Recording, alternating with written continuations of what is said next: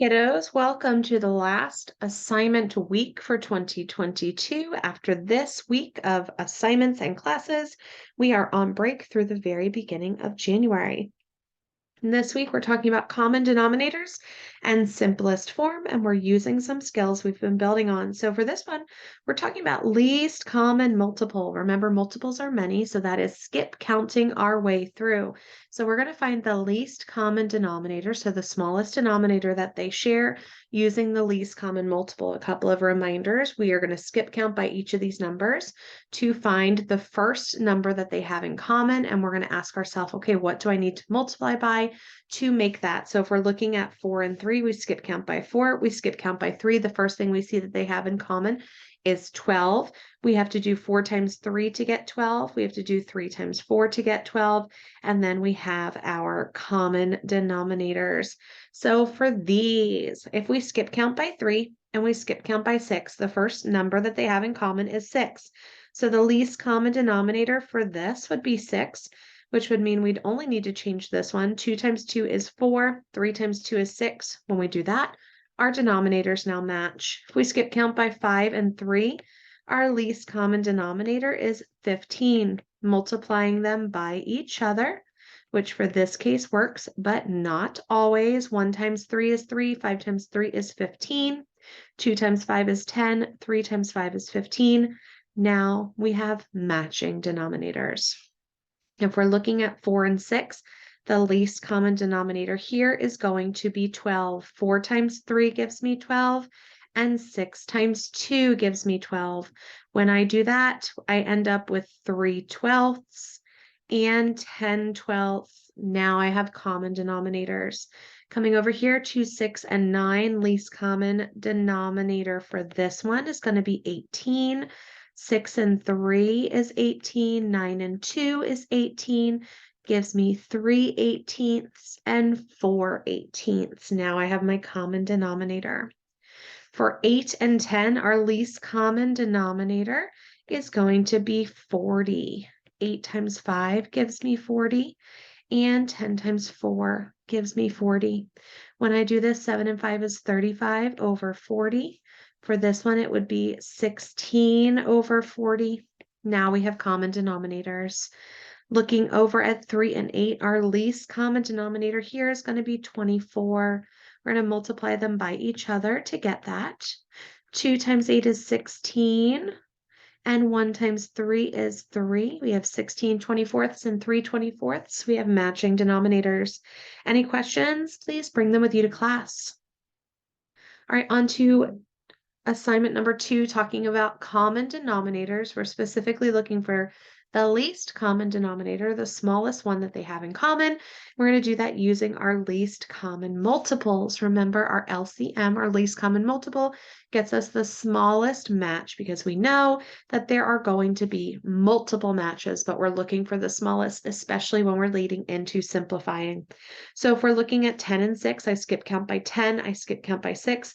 The first number that they have in common is 30. I'm going to multiply this by 3. I'm going to multiply this by 5. I end up with 9 over 30 and 25 over 30. Over here, 3 and 7, they're going to have a least common denominator of 21. So if I skip count by 3 and I skip count by 7, the first match that they have is 21. 7 and 3 is 21. 2 and 7 is 14. And this would be 3 over 21. Looking at 8 and 7, their least common denominator for this one, unfortunately, is 56. We're going to have to multiply them by each other. There was not one that was closer. Oop, this should be an 8. So we have 35 over 56, and we have 32 over 56. But they match. 4 and 8, we have a least common denominator of 8, which means we only need to multiply this one because we already have that denominator over here. Oop, talking and mathing again. We have 2/8 and 3/8. Down to 5 and 8, we have a least common denominator of 40 for this one. And 5 and 8, 8 and 5, multiply them by each other, and we end up with 24.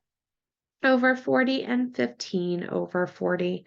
Last one, least common denominator for 7 and 5 is going to be 35. We're multiplying them by each other. Again, this works in this situation, but not always. This usually does not result in the smallest. So we do still want to go through our steps of finding our multiple 35ths and 14 35ths. Any questions? Please bring them with you to class. Page number 3. Welcome to page number 3. We are switching gears. Now we're looking at simplest form. We're going to use something we've been building on for this again. And here comes our factors again. We're looking for the greatest common factor because when we find the biggest factor and we divide both of them by it, that should result in our simplest form. So we're switching our brain over from multiples to factors. If I do the factors of 2, and the factors of 8, I have 1 and 2. I have 1 and 8, 2 and 4. Looking for the largest one in common for this one, it's going to be 2. When I divide both by 2, 2 divided by 2 is 1, 8 divided by 2 is 4. I have 1/4. Coming over here, I'm going to have a greatest common factor of 2. I divide them both by 2. 4 divided by 2 is 2. 10 divided by 2 is 5. 2/5 is my simplest form. And I can check this because 2 has 2 factors, 1 and 2. 5 has 2 factors, 1 and 5. They're both prime. That is in simplest form. Looking at 3, 6. 3 is a prime number, so we have 1 and 3. 6, we have 1 and 6, 2 and 3. That means we can divide both of these by 3. When we do that, we get simplest form of 1/2. 4/12, we're going to have a greatest common factor of 4. 4 divided by 4 is 1. 12 divided by 4 is 3. Simplest form is 1/3. For 2/20, we're going to have a common common factor of 2. 2 divided by 2 is 1. 10 divided by 2, or 20 divided by 2 is 10. That is our simplest. For 4 and 18, the greatest factor we can divide by is 2. 4 divided by 2 is 2. 18 divided by 2 is 9. Remember to write out your factors. We have 1 times 4, 2 times 2, 1 times 18, 2 times 9, 3 times 6. 2 is our greatest factor in this case. All right, continuing with our simplest form. Page 4, remember, we want to find the greatest common factor, the largest number that they share. We factor 2, we factor 10. What can I multiply to make them? We're using multiplication. Then we do its opposite. I divide by the greatest number they have in common, and that gives me my simplest form. So when I factor out 7, which is prime, 1 and 7, I factor out 14, which is 1 and 14, 2 and 7. I find that 7 is my magic number. When I divide, I get a simplest form of 1/2. 3/9. Again, if I wanted to factor this out, I have 1 and 3, 1 and 9, 3 and 3. I see that my magic number is 3. 3 and 3 is 1. 9 and 3 is 3. 1/3. For 8 and 10, if I wanted to factor them out, I have 1 times 8, 2 times 4, 1 times 10, 2 times 5. We're going to divide both by 2. 8 divided by 2 is 4. 10 divided by 2 is 5. Over here, we have 5 and 15. 5 is prime. It only has the factors of 1 and 5, which tells me that 5 is going to be my magic number. When I simplify, I get 1/3. Coming down here, 8 and 72. This one was big. When I factor, 8 and 9 is 72. 8 and 1 are the factors of 8. So I'm going to divide by 8. 8 divided by 8 is 1. 72 divided by 8 is 9. If you got sticky on that one was a challenge. That one was a really big one. 4 and 6, common factor is 2. 4 divided by 2 is 2. 6 divided by 2 is 3. 2/3 is our simplest form. Questions? Bring them to class. On to our final page, we're doing common denominators and simplest form. Remember, we use the least common multiples to find common denominators, and we use the greatest common factors to find simplest form. So least common denominator for 5 and 12 is going to be 60, which means we have to multiply them by each other. 5 and 12 is 60. 1 and 12 is 12. 4 and 5 is 20 over 60. 12 sixtieths and 20 sixtieths. We're going to divide both of these by 4. I'm going to get a simplest form of 1/2. We're going to divide both of these by 2. We're going to get a simplest form of 2/9. For 3 and 4, their least common denominator is going to be 12. We can get that by multiplying them by each other.